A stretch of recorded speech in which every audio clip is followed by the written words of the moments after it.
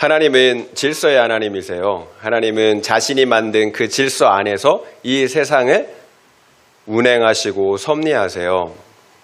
하나님은 질서의 하나님이세요. 그런데 여러분, 하나님이 만들어 놓으신 그 질서들을 인간이 발견해낸 것, 그것을 체계화한 것이 과학이라는 거 알고 계시죠?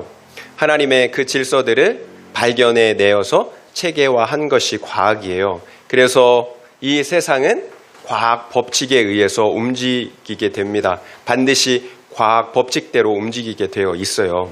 그런데 간혹 과학 법칙대로 움직이지 않고 과학 법칙 외의 일들이 일어나요. 우리는 이것을 기적이라고 합니다.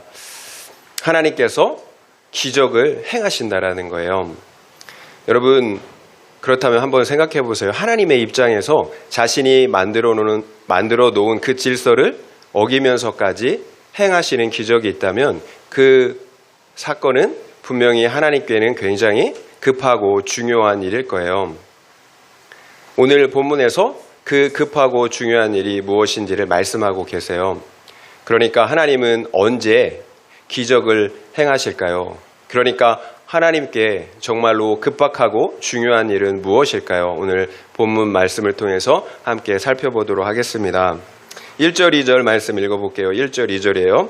그때 여호수아가 아이를 빼앗아 진멸하되 여리고와 그 왕에게 행한 것 같이 아이와 그 왕들에게 행한 것과 또 기브온 주민이 이스라엘과 하친하여 그 중에 있다함을 예루살렘 왕 아도니세덱이 듣고 크게 두려워하였으니 이는 기브온은 왕도와 같은 큰 성임이요 아이보다 크고 그 사람들은 다 강함이라.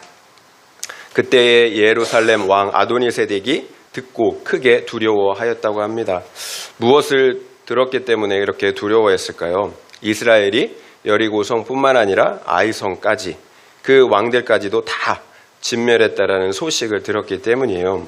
여러분, 더 큰 문제는 기브온 사람들이 이스라엘과 화친하여 이스라엘과 한편이 되었다라는 거예요. 그도 그럴 만한 것이 기브온은 아이성보다 더 큰 성읍이고 그 사람들은 더 강했다라는 거예요. 그러니까 예루살렘 왕 아도니세덱이 그 소식들을 다 듣고 크게 두려워했다라는 것입니다. 여러분, 이렇게 아도니세덱이 소문을 듣고 두려워했을 때 어떤 선택을 했을까요? 3절부터 5절까지 말씀을 읽어보겠습니다. 예루살렘 왕 아도니세덱이 헤브론 왕 호암과 야르뭇 왕 비람과 라기스 왕 야비아와 에글론 왕 드빌에게 보내어 이르되 내게로 올라와 나를 도우라. 우리가 기브온을 치자. 이는 기브온이 여호수아와 이스라엘 자손과 더불어 화친하였음이니라 하매 아모리 족속의 5 왕들 곧 예루살렘 왕과 헤브론 왕과 야르뭇 왕과 라기스 왕과 에글론 왕이 함께 모여 자기들의 모든 군대를 거느리고 올라와 기브온에 대진하고 싸우니라. 아도니세덱은 두렵잖아요. 그러니까 자기 혼자는 안 될 것 같으니까 주변에 있는 왕들에게 사람을 보내요. 그래서 함께 연합하자고 합니다. 그래서 기브온을 치자라는 거죠. 기브온이 우리를 배신하고 이스라엘과 화친을 맺었기 때문이에요. 그러니까 주변의 왕들이 한 마음이 돼요. 같은 마음이었던 거죠. 그래서 예루살렘 왕을 포함한 아모리 족속 5 왕들이 기브온을 치기 위해서 함께 올라왔어요. 여러분, 지난주에도 말씀드렸는데요. 이 세상 사람들이 방향 없는 열심을 내는 이유가 무엇이었나요? 여러분, 두렵기 때문이에요. 두렵기 때문이에요. 그런데 그 두려움의 이유를 알지 못해요. 그러니까 이게 제일 문제예요. 우리가 모른다라는 거. 두려운데 그 두려움의 이유를 몰라요.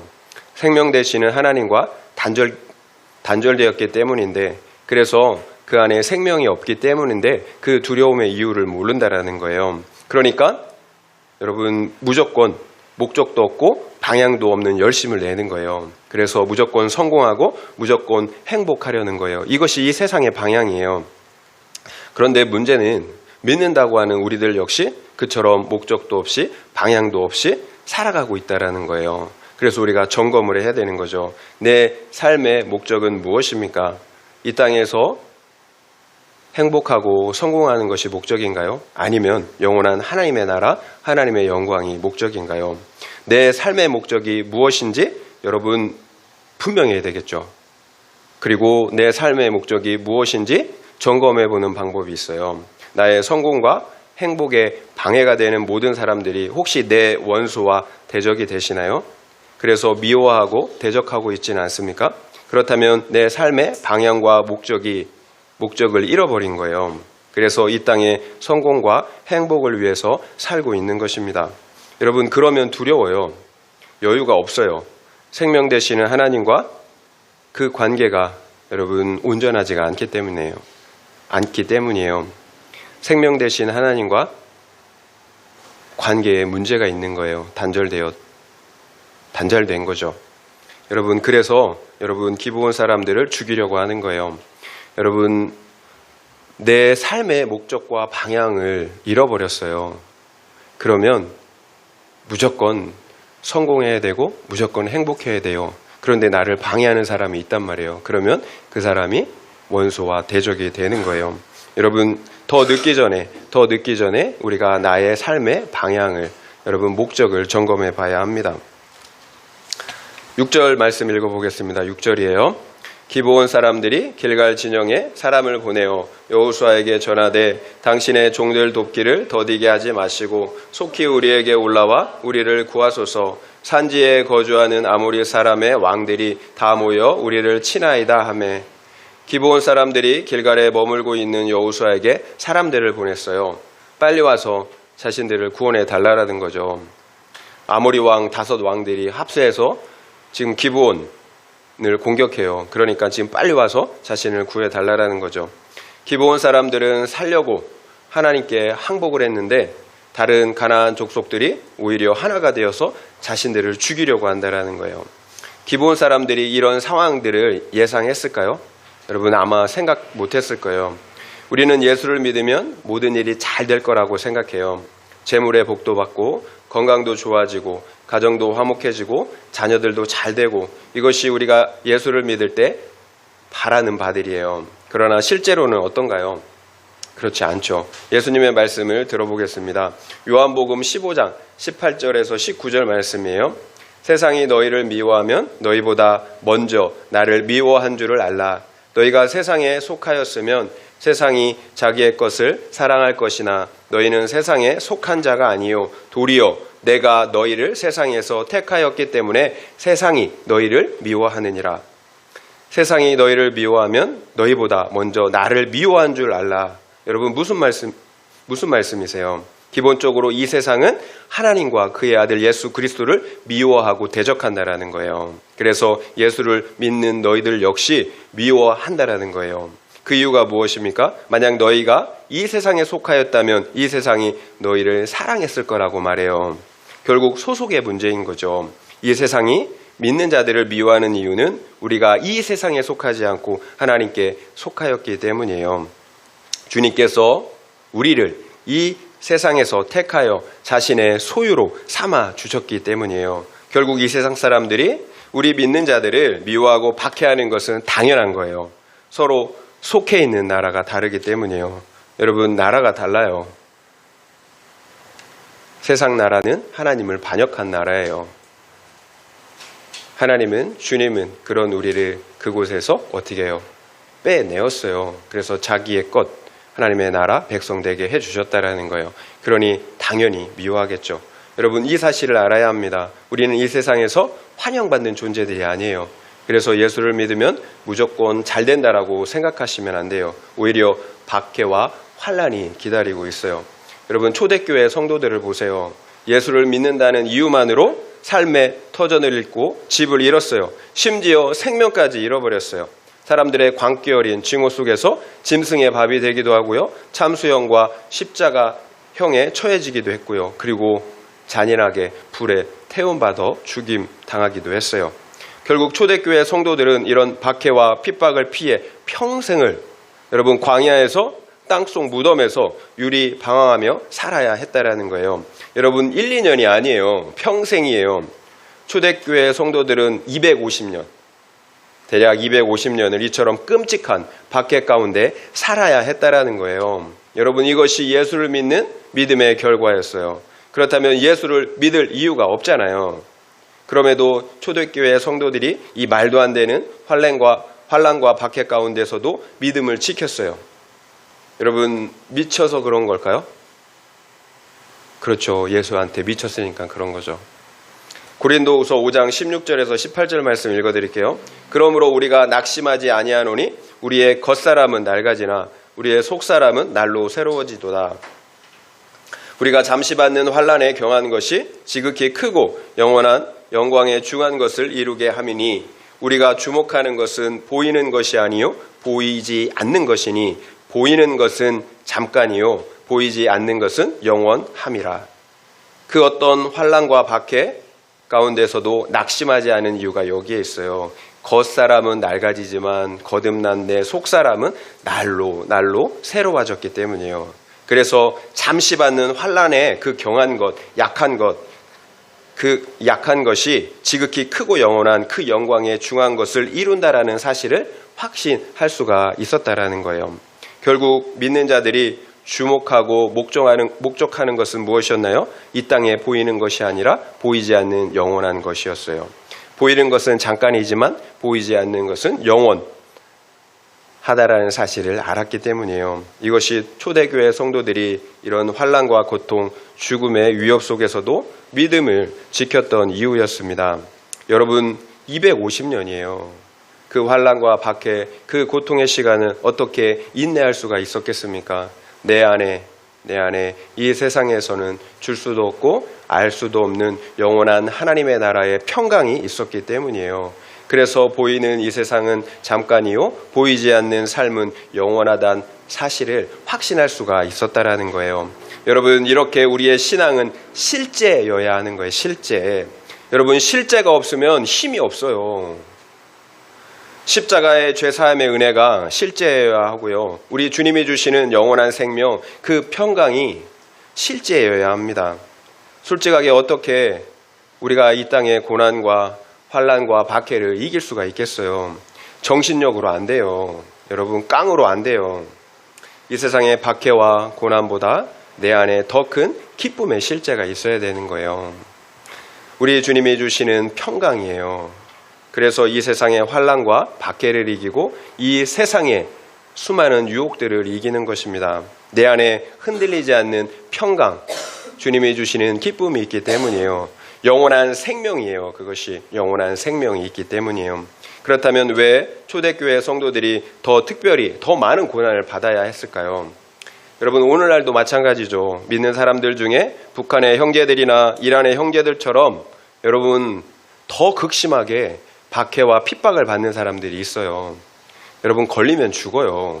예배 드리다 걸리면 죽어요. 우리는 이렇게 편안하게 드리죠. 여러분, 그래서 우리의 예배가 여러분 너무 편안하니까 여러분 어때요?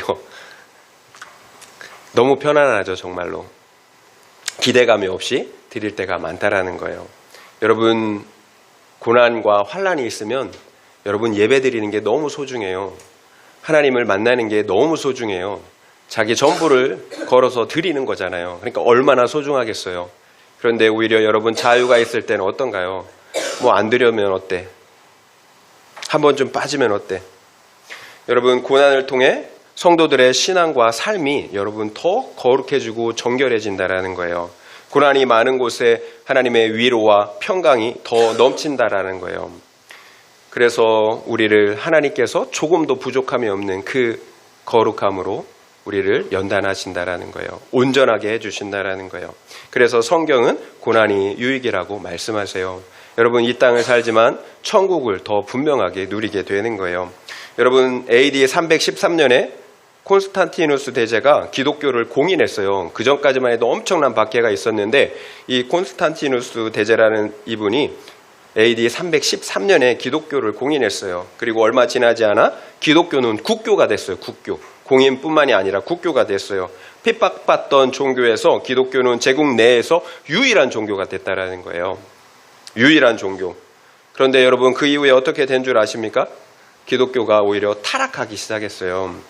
기독교를 공인한 후 1000년이 지났을 때에는 그 타락이 심각해졌어요. 부패할 대로 부패하여서 교회 내에서 모든 생명력이 다 사라져 버리고 말았다라는 거예요. 여러분, 교회는 더 화려해졌어요. 모든 국민들은 다 하나님을 믿는데요. 그런데 그 안에 생명력이 없어요. 하나님의 살아계심의 역사가 없다라는 거예요. 심지어 교회는 돈으로 구원을 사고 파는 그 지경에까지 이르게 되었어요. 여러분, 왜 루터와 같은 종교개혁자들이 종교개혁을 해야 했는지 여러분이 더 잘 아실 거예요. 환난과 박해가 있을 때는 여러분 전심으로 하나님을 찾습니다. 그래서 그 안에 영적인 생명력이 넘쳐요. 순전하고 진실해요. 그런데 조금만 편해지고 잘 되면 어떻게 됩니까? 점점 타락의 길, 죽음의 길로 가게 되는 것을 본다라는, 이것이 역사가 우리에게 증명해주고 있고요. 그리고 우리 삶 속에서 우리가 친히 보고 느끼는 바예요. 어떤 누구 한 사람의 문제가 아니에요. 모든 사람의 공통된 문제예요. 그래서 사탄의 가장 무서운 공격, 치명적인 공격은 여러분 박해가 아니에요. 형통이에요. 잘 되게 하는 거예요. 여러분, 그러면 정신을 못 차려요. 여러분도 보세요. 언제 하나님을 찾습니까? 언제 내 영혼의 평강을 누리십니까? 박해와 고난이 있을 때인가요? 아니면 세상적으로 평안할 때인가요? 여러분, 그래서 고난이 유익이에요. 결국 지금 내가 세상적으로 형통하다고 좋아하실 일이 아니에요. 하나님의 관계가 점점 멀어지고 있다면 저주예요. 오늘날도 마찬가지예요. 특별히 더 많은 환난과 박해, 고난을 받는 사람들이 있어요. 여러분, 보이는 것은 잠깐이요, 보이지 않는 것은 영원합니다. 우리에게 영원한 것을 얻고 누리게 하시려는 것입니다. 그리고 무엇보다 우리의 삶을 통해 하나님의 살아계심을 하나님은 다른 사람들에게 증거하길 원하세요. 만약 초대교회 성도들이 그 삶이 없었다면 우리가 어떻게 됐을까요? 우리는 지금 우리가 당하는 그 고난과 환난, 그 이유를 알지 못했을 거예요. 그래서 우리가 하나님의 살아계심을 보여줄 수 있는 것은 잘 될 때가 아니에요. 잘 될 때가 아니에요. 형통할 때가 아니에요. 오히려 박해와 고난을 받을 때 여러분, 우리가 인내해야 할 때입니다. 그럼에도 믿음을 지키는 거예요. 그럴 때 사람들은 우리 안에서 살아계신 하나님을 발견하게 되는 거예요. 무엇이 있기에 저들이 저런 고통과 환난과 박해 가운데서도 믿음을 지킬까? 세상 사람들이 궁금해하지 않겠습니까? 실제로 많은 사람들이 예수를 믿으려고 할 때 어떤 일들이 생기나요? 믿지 않는 가족들과 사람들의 공격을 받게 됩니다. 그리고 예상하지 못했던 일들이 생기기도 한다라는 거예요. 예수를 믿는데 여러분, 왜 사람들이 나를 공격할까요? 왜 직장을 잃기도 하고요, 또 사업이 힘들어지기도 하고요, 왜 자녀들이 문제를 일으키고요, 또 갑자기 건강에 문제가 생길까요? 여러분, 그렇다면 어떤 선택을 해야 할까요? 예수고 뭐고 다 필요 없다고 믿음을 저버려야 할까요? 기브온이 여호수아에게 구원을 요청하고 있어요. 우리 역시 먼저 믿는 자, 교회 공동체에게 도움을 요청해야 합니다. 여러분, 절대로 공동체를 떠나면 안 돼요. 왜 주님께서 우리를 교회 공동체로 부르셨겠어요? 교회 안에서 함께 구원을 이뤄가야 하기 때문이에요. 교회를 떠나서는 구원에 이를 수가 없기 때문이에요. 초대교회가 200년 동안 그처럼 극심한 박해와 고난 가운데서도 믿음으로 승리할 수 있었던 이유였어요. 함께 했기 때문이에요. 여러분, 혼자는 다 넘어져요. 그렇지만 함께하면 함께 세워질 수가 있어요. 여러분, 반드시 공동체 안에서 자신의 문제를 함께 나누며 영적 싸움을 싸워가야 하는 거예요. 여러분, 치열해요. 영적 싸움은 눈에 보이지 않지만 영적 싸움은 우리 영혼이 걸린, 영원한 생명이 걸린 싸움이에요. 여러분, 너무 치열해요. 그런데 자신의 문제를 나누지 않고 혼자서 감당하시려는 분들이 있어요. 여러분, 여러 이유들이 있겠지만 위험한 거예요. 제가 여러 번 말씀드렸잖아요. 아프리카 사자들이 들소와 같은 큰 사냥감을 사냥하는 전략이 있습니다. 사냥하고자 하는 짐승을 무리 공동체에서 떨어지게 하는 거예요. 그러면 아무리 큰 들소라도, 들소 같은 사냥감이라도 손쉽게 사냥할 수가 있어요. 여러분, 그러나 공동체 안에 있는, 무리 안에 있는 들소는 여러분, 사자도 사냥하지 못하더라고요. 오히려 사자가 어떻게 해요? 슬금슬금 뒤로 꽁무니를 치더라고요. 여러분, 우리가 이런 광경들을 동물 프로그램에서 많이 보잖아요. 사탄 역시 마찬가지예요. 그래서 사탄은 어떤 이유든지, 그것이 어떤 이유든지 여러분, 우리를 공동체에서 떨어지게 하려고 하는 거예요. 만약 지금 내가 그래서 공동체에서 마음과 몸이 멀어지고 있다면 위험하다라는 신호예요. 자기 생각, 내 고집에서 벗어나야 합니다. 그 자체가 여러분 내가 지금 위험해지고 있다라는 거예요. 하나님으로부터 멀리 멀어지고 있다라는 증거예요. 적용 질문 드리겠습니다. 나는 지금 당하는 고난과 환난과 박해를 이겨낼 더 큰 평강을 누리고 있습니까? 그렇지 않다면 그 이유는 무엇인 것 같습니까? 나는 지금 당하는 고난과 환난과 박해를 이겨낼 더 큰 평강을 누리고 있습니까? 그렇지 않다면 그 이유는 무엇인 것 같습니까? 한번 생각해 보시기 바랍니다. 7절에서 8절 말씀 읽겠습니다. 7절에서 8절이에요. 여호수아가 모든 군사와 용사와 더불어 길갈에서 올라가니라. 그때 여호와께서 여호수아에게 이르시되 그들을 두려워하지 말라. 내가 그들을 내 손에 넘겨주었으니 그들 중에서 한 사람도 너를 당할 자 없으리라 하신지라. 여호수아가 모든 군사와 용사와 함께 길갈에서 올라갔습니다. 기브온을 구원하기 위해서 올라간 거죠. 이스라엘의 입장에서 본다면 기브온은 귀찮은 존재가 아닐 수가 없어요. 우리가 거짓말한 상대방을 용서하고 용납했잖아요. 그런데 그 지체에게 끊어지지 않는 죄와 중독의 문제가 있다라는 거예요. 여전히 혈기를 부려요. 또 음행의 죄를 짓고 각종 도박에서 헤어나오질 못합니다. 그래서 함께한다라는 것 자체만으로 상대방은 나에게 계속되는 육체적, 정신적, 그리고 재정적인 고통의 이유가 된다라는 거예요. 그럼에도 상대방은 자신이 쌓아놓은 그 똥들을 다 치워달라고 요구하고 있다라는 거예요. 여러분, 내가 얼마나 오래 참고 봐주었나요? 솔직히 짜증나고 힘이 드는 것이 사실이잖아요.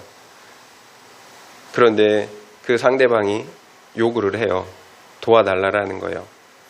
그러니까 여호수아는 묻지도 따지지도 않아요. 즉각적으로 모든 군사와 더불어 기드온을 구원하기 위해서 올라갔다라는 거예요. 그 이유가 무엇입니까? 이해 득실을 따진다면, 옳고 그름을 따진다면 그렇게 할 수가 없겠죠. 지난주에도 말씀드렸지만 내가 먼저 은혜를 받았기 때문이에요. 내가 먼저 구원의 은혜를 받았기 때문이에요. 묻지도 따지지도 않고 하나님께서 나를 어떻게 해주셨나요? 용납해 주셨잖아요. 그 모든 죄에서 사해 주셔서 구원의 은혜를, 속죄의 은혜를 베풀어 주셨잖아요. 그래서 구원의 은혜를 받은 사람은 상대방의 구원을 위해서도 이렇게 묻지도 따지지도 않고 즉각적으로 도와주는 거예요. 그래서 수고하고 희생하는 것입니다. 내가 먼저 그와 같은 묻지도 따지지도 않는 그 하나님의 용서와 사랑을 받았기 때문이에요. 그러니까 그때에 여호와께서 여호수아에게 말씀하세요. 그들을 두려워하지 말라. 내가 그들을 내 손에 넘겨주었으니 그들 중에서 한 사람도 너를 당할 자가 없을 것이라. 하나님께서 여호수아의 결정을 기뻐하신다라는 거예요. 어떤 결정이었나요?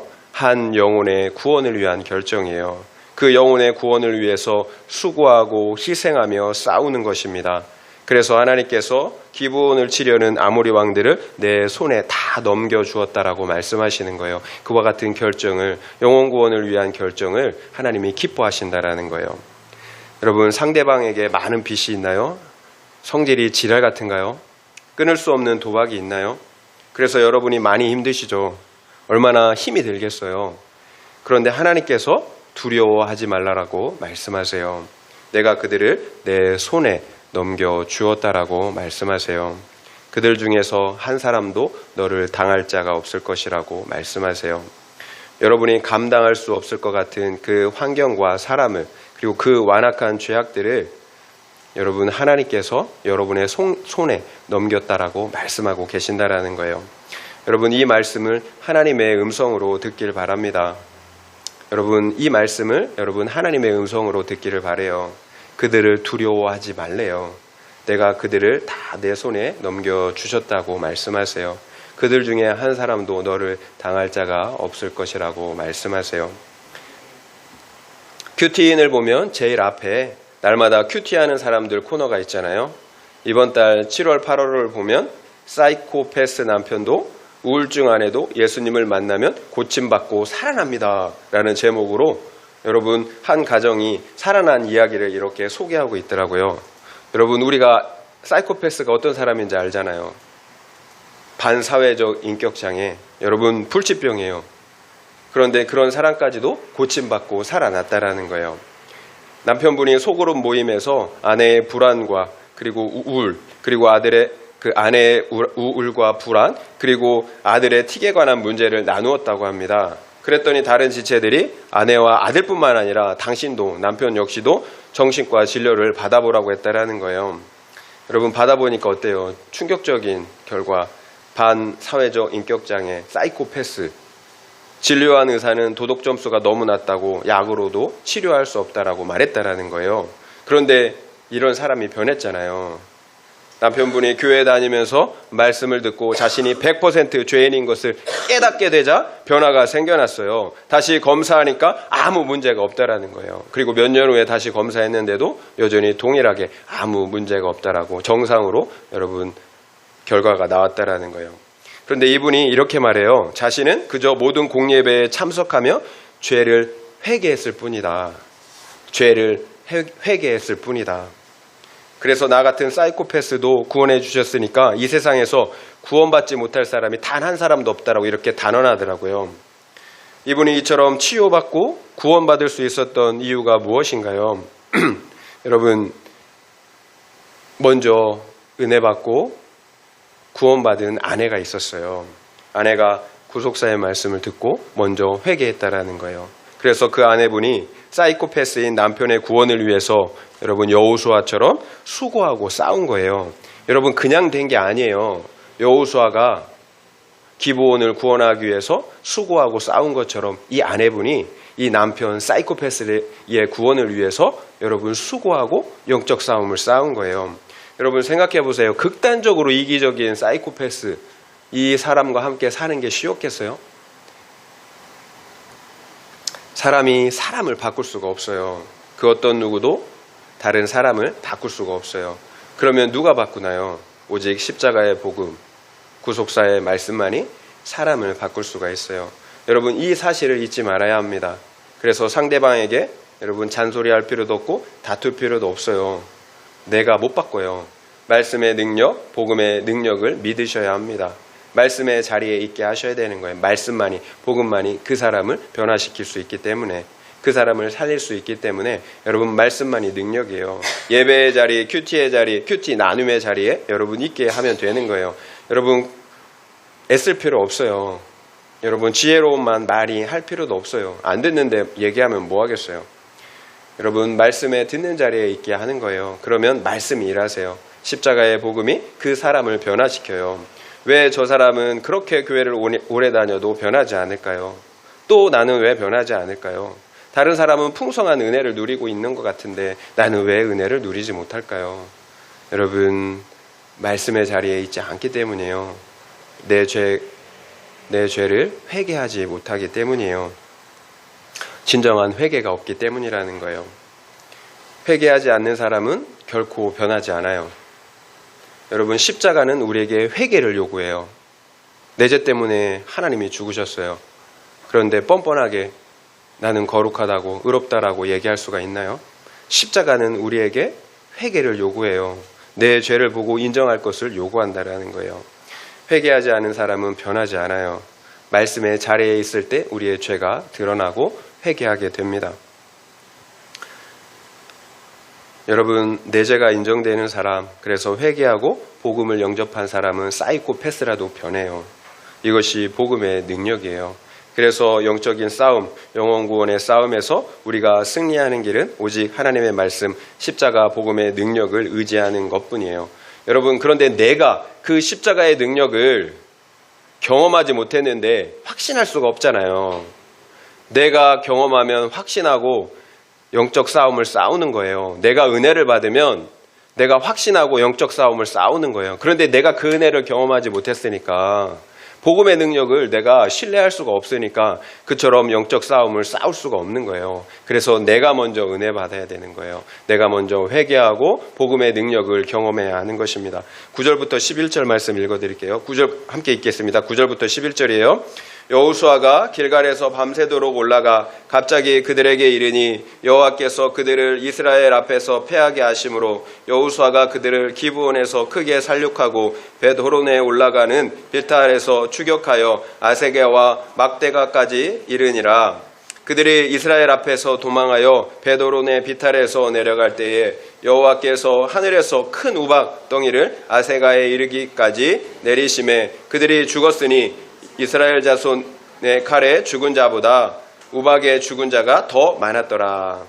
여호수아가 길갈에서 밤새도록 올라가 갑자기 그들에게 이르렀다고 합니다. 그리고 5 왕들을 크게 쳐서 사륙하고 기브온을 구원하였다고 합니다. 여러분, 만약에 여호수아가 밤새 올라가지 않았다면 어떻게 되었을까요? 그러니까 오늘은 너무 늦었어. 한밤 자고 내일 그래 날 밝을 때 올라가자. 여러분, 이렇게 하면 어떻게 됐을까요? 기브온을 구원했을까요? 기브온은 전멸됐겠죠. 이처럼 구원에 있어서 타이밍이 너무 중요해요. 그 시간을 놓치게 되면 구원 역시 날아가 버리고 마는 거예요. 여러분이 사랑하는 그 상대방이 언제 어떻게 될지 몰라요. 그래서 한 영혼의 구원을 위해 늘 깨어있어 기도해야 하는 것입니다. 깨어있으면 타이밍을 놓치지 않아요. 깨어있으면 하나님이 그 지혜를 주세요. 언제 복음을 전해야 할지, 언제 함구해야 할지 하나님이 지혜를 주세요. 그러나 넋놓고 있으면 하나님이 주신 그 구원의 기회를, 타이밍을 놓치게 된다는 거예요. 그렇다면 어떻게 여호수아와 이스라엘이 5 왕들을 사륙할 수가 있었을까요? 여호와께서 그들을 이스라엘 앞에서 패하게 하심으로라고 기록하고 있어요. 하나님께서 패하게 하시기 때문에, 승리하게 하셨기 때문에 여러분 영적 전쟁에서 승리하는 것입니다. 혹시 나라서 내가 능력이 있어서 승리한다고 생각하시면 절대로 안 돼요. 하나님께서 승리하시기 때문에, 승리하게 하시기 때문에 승리하는 것입니다. 앞서서 하나님께서 두려워하지 말라라고, 그리고 그들을 내 손에 넘겨주셨다고 하신 말씀의 이유예요. 하나님께서 싸우시기 때문에 그래서 승리하는 것입니다. 그러니까 뭐라고 하세요? 이스라엘 자손의 칼에 죽은 자보다 우박에 죽은 자가 더 많다라고 말씀하잖아요. 우박에 죽은 자가 심히 더 많대요. 여러분, 이렇게 영적 싸움은 하나님을 의지해야 하는 거예요. 하나님을 인정하고 의지해야 합니다. 그렇다면 구체적으로 어떻게 하나님을 인정하고 의지할 수가 있을까요? 12절부터 14절 말씀 읽어보겠습니다. 여호와께서 아모리 사람을 이스라엘 자손에게 넘겨주시던 날에 여호수아가 여호와께 아뢰어 이스라엘의 목전에서 이르되 태양아 너는 기브온 위에 머무르라. 달아 너도 아얄란 골짜기에서 그리할지어다 하매 태양이 머물고 달이 멈추기를 백성이 그 대적에게 원수를 갚기까지 하였느니라. 야세렛책에 태양이 중천에 머물러서 거의 종일토록 속히 내려가지 아니하였다고 기록되지 아니하였느냐. 여호와께서 사람의 목소리를 들으신 이 같은 날은 전에도 없었고 후에도 없었나니 이는 여호와께서 이스라엘을 위하여 싸우셨음이니라. 여호와께서 아모리 사람을 이스라엘 자손에게 넘겨주시던 날에 여호수아가 이스라엘 목전에서 태양과 달에게 명령하고 있어요. 태양아 너는 기브온 위에 머물러라. 달아 너도 아얄란 골짜기에 그리할지라. 그러자 어떤 일이 있었나요? 태양이 중천에 머물러 섰어요. 그래서 거의 종일토록 태양이 종일토록 내려가지 않았다라는 거예요. 그래서 이스라엘이 그 결과 아모리 사람들을 진멸할 수가 있었다는 것입니다. 여러분, 태양이 순종해요. 달이 순종합니다. 여러분, 말이 되나요? 말이 안 되죠. 말이 안 되죠. 그러나 이 말은 유한한 사람들에게 해당되는 말이죠. 하나님께는 해당되지 않아요. 해가 멈추고 달이 멈추는 것은 전능하신 하나님께는 당연한 거예요. 그러니까 하나님이신 거죠. 여러분, 그러니까 어떤 이적과 기적에도 놀라실 필요가 없어요. 하나님이 행하신 거예요. 중요한 것은 그 하나님께서 언제 그와 같은 이적과 기적을 베푸시느냐라는 거예요. 기도할 때요, 기도할 때. 그러면 여호수아는 언제 기도했나요? 지금 아모리의 5 왕이 하나가 되어서 쳐들어왔잖아요. 그래서 내가 사랑하는 영혼들이 공격을 받고 있어요. 내버려두면 죽는다라는 거예요. 하나님께서는 이처럼 언제 이적과 기적을 베푸세요? 우리가 영혼을 위해서, 영혼의 구원을 위해서 기도할 때 여러분 하나님께서 만들어 놓으신 그 질서를 깨트리고 여러분 이적과 기적을 베푸신다라는 거예요. 하나님께는 한 영혼이 온 천하보다 더 귀하다라는 사실을 우리가 익히 알고 있잖아요. 그래서 하나님께서는 자기 생명까지도 우리를 위해서 내어주신 거잖아요. 결국 하나님께서 여호수아가 기도할 때 해가 멈추고 달이 멈추는 기적을 행하신 이유는 바로 이거예요. 하나님께는 한 영혼이 이 세상의 그 어떤 것보다 더 귀하기 때문이에요. 이 세상에 그 어떤 것보다 더 귀한 것, 소중한 것은 없기 때문이에요. 하나님이 보실 때는 한 영혼이 이 세상에서 가장 가치 있는 것입니다. 이것이 우리가 믿지 않는 가족들과 연약한 지체들을 위해서 지속적으로 기도해야 하는 이유예요. 그러면 하나님께서는 해가 멈추고 달이 멈추는 기적을 통해서라도 반드시 그 영혼을 지키고 구원해 주시기 때문입니다. 여러분의 사랑하는 가족들이 지금 악한 영들과 해결할 수 없는 죄의 문제들로 인해 고통을 받고 있나요? 그대로 두면 죽겠나요? 그럼에도 기도하지 않는다면 무슨 이유겠습니까? 여러분, 그럼에도 혹시 기도하지 않나요? 믿는 자들의 특권이 무엇인가요? 하나님의 보호하심과 도우심을 받는다라는 거잖아요. 내가 위험할 때 부르짖어 도움을 구할 수가 있다라는 거예요. 그러면 하나님께서는 반드시 우리를 구원해 주시는 것, 이것이 우리 믿는 자들, 언약 안에 있는 자들의 특권이잖아요. 세상 사람들과 이것이 다른 거잖아요. 세상 사람들은 의지할 대상이 없어요. 힘들고 공부할 때 의지할 대상이 없어요. 여러분 영적으로 고하잖아요. 그러나 우리는 아버지가 계시잖아요. 창조주 하나님이 계시잖아요. 전능하신 하나님이 계시잖아요. 십자가를 지시기까지 나를 사랑하신 하나님이 있으시잖아요. 그런데 왜 구하지 않나요? 우리는 언제고 부르짖을 수가 있어요. 아버지 하나님이 계신데, 아빠가 그렇게 부유한데 왜 구하지 않나요? 우리는 언제고 하나님께 부르짖을 수가 있어요. 제가 새롭게 하소서 프로그램을 잘 보는데요. 언젠가 한 인권 변호사 한 분이 나왔더라고요. 그 변호사분이 어렸을 때 교회 다니는 어머니와 그리고 믿지 않는 아버지 사이에 심한 그 불화가 있었다는 이야기를 하더라고요. 그 불화가 얼마나 심각했냐면 믿는 어머니가 이혼을 생각하실 정도로 그 불화가 심각했대요.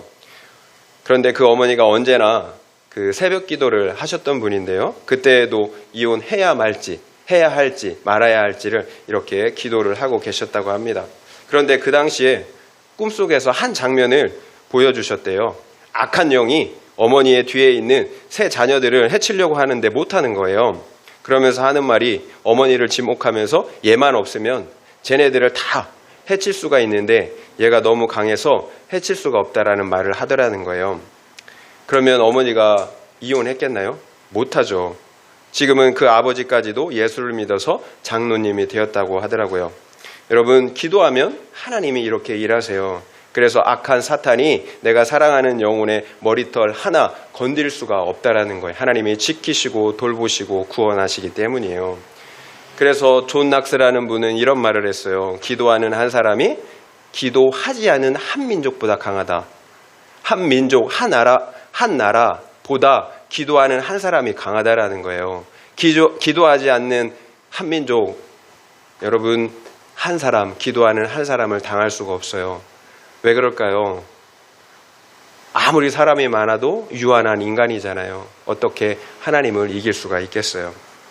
여러분, 기도는 전능하신 하나님으로 일하게 하시는 것입니다. 결국 손익을 우리가 따져볼 때 기도하지 않은 사람처럼 어리석은 사람은 없는 거예요. 우리는 아버지가 계시잖아요. 전능하신 아버지. 악한 사탄은 우리가 영적인 세계를 어떻게 컨트롤합니까? 어떻게 이깁니까? 우리의 죄를 어떻게 이깁니까? 하나님만 이기실 수가 있어요. 그런데 우리가 아버지 하나님께 도움을 구하지 않아요. 그러니 아버지 하나님이 일하실 수가 없잖아요. 하나님은 우리를 위해서 싸우시길 원해요. 그래서 우리를, 그리고 그 한 영혼을 구원하시길 원하세요. 그런데 우리가 기도하질 않아요. 하나님이 하실 수가 없는 거예요. 여러분, 해가 멈춘 것, 달이 멈춘 것, 전설로만 생각하시면 안 돼요. 이런 이적과 구원의 사건들이 다른 사람들의 간증으로만 남아서는 안 된다는 거예요. 남 이야기로 끝나서는 안 된다는 거예요. 해가 멈춘 사건, 달이 멈춘 사건이 나의 기도 응답, 나의 간증이 되어야 합니다. 여러분, 그런데 기도를 해도 내 기도는 왜 응답되지 않을까요? 기도를 해도 내 기도는 응답되지 않을까요?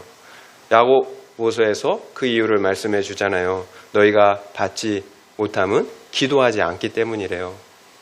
그리고 너희가 구하여도 받지 못함은 너희가 정욕으로 쓰려고, 너희의 정욕으로 쓰려고 잘못 구함이라고 말씀하고 계신다라는 거예요. 여러분, 우리 민족처럼 기도를 많이 하는 민족도 없을 거예요. 정한수를 떠놓고 매일 기도하잖아요. 그런데 왜 그처럼 정성을 들여서 기도하겠습니까? 나 좀 잘 살게 해달라고, 나 좀 잘 살게 해달라고. 여러분, 통일해요. 기도의 내용을 보면 모든 종교가 그런데 동일해요. 그 방향성은 항상 나예요. 나 좀 잘 살게 해달라는 거예요. 기복이에요, 기복. 그런데 문제는 우리 교회 역시도 그렇다라는 거예요. 새벽기도, 철야기도, 금식기도, 우리 교회처럼 기도 많이 하는 사람들도 없을 거예요. 그런데 왜 기도하나요? 세상 사람들과 다를 바가 없다라는 거예요. 나의 정욕을 위해, 나만을 위해 기도해요. 우리가 구하여도 받지 못하는 이유입니다. 믿는 사람들은 이 세상 사람들과 달라도 뭔가 달라야 하잖아요. 왜 달라야 합니까? 이 세상 사람들은 이 세상이 전부잖아요. 생명이 없잖아요. 그래서 내가 행복하고 무조건 내가 성공해야 하는 거잖아요. 그러나 믿는 우리는 세상 사람들과 다르잖아요. 우리가 해결할 수 없는 영원한 죽음의 문제, 죄의 문제를 해결했잖아요. 그래서 우리 안에는 영원한 생명이 있잖아요. 그럼에도 왜 우리가 세상 사람들처럼, 세상이 전부인 것처럼 왜 죽는 것이 무서워서 벌벌 떨면서 이렇게 살아야 합니까? 여러분, 생명이 있는데 왜 생명이 없는 사람처럼 사느냐라는 거예요. 그렇다면 심각한 거잖아요. 결국 왜 하나님께서 해와 달을 멈추게 하셨습니까? 왜 하나님께서 이스라엘을 이기게 하셨습니까? 기도하였기 때문이에요. 그러나 나의 정욕, 기복을 위해서 구하지 않고 영혼 구원을 위해서 간구했기 때문이에요. 믿음이 있다면 기도하셔야 합니다. 그런데 혹시 응답이 없나요? 그러면 나의 기도가 바른지 그 방향성을 점검해 봐야 합니다.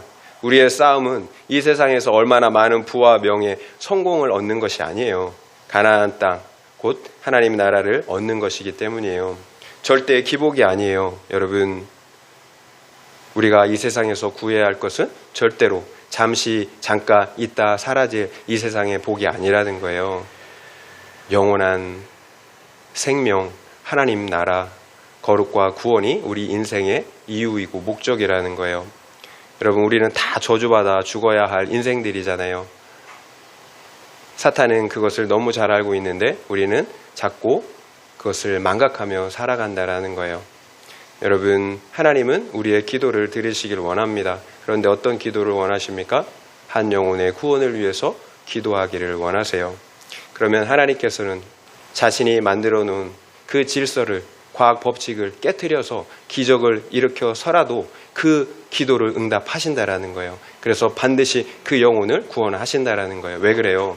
한 영혼이 하나님께는 자기 생명을 내어주시기까지 그렇게 귀하기 때문이에요. 여러분, 기도하시기 바랍니다.